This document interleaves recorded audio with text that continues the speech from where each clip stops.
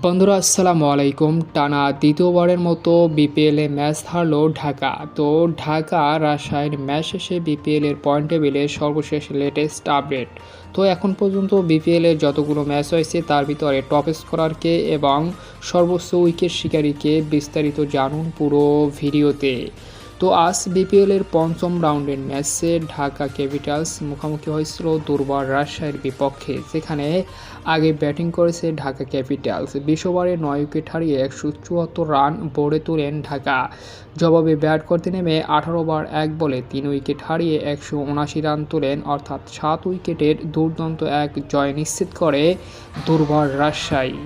এই ম্যাচে ঢাকার top scorer Shahadat Hossain 50 run এবং রাজশাহীর top bowler Taskin Ahmed 7 wicket 4 ওভারে 19 রান খরচায়, অর্থাৎ বিপিএলের ইতিহাসে এক ম্যাচে সর্বোচ্চ উইকেট শিকার করেছে আজ তাসকিন আহমেদ। দুর্বল রাজশাহীর সর্বোচ্চ রান স্কোরার অধিনায়ক আনামুল হক বিজয় 73 রান এবং ঢাকার সর্বোচ্চ bowler Mustafizur Rahman 1 wicket 33 run খরচায়। তো এখন দেখুন বিপিএলের পয়েন্ট টেবিল। পজিশন 1 রংপুর 2 ম্যাচে 4 পয়েন্ট। পজিশন 2 খুলনা 1 ম্যাচে 2 পয়েন্ট। পজিশন 3 ফরচুন বরিশাল 1 ম্যাচে 2 পয়েন্ট। পজিশন 4 দুর্বল রাজশাহী 2 ম্যাচে 2 পয়েন্ট। পজিশন 5 ঢাকা ক্যাপিটালস 2 ম্যাচে 2 লসে 0 পয়েন্ট।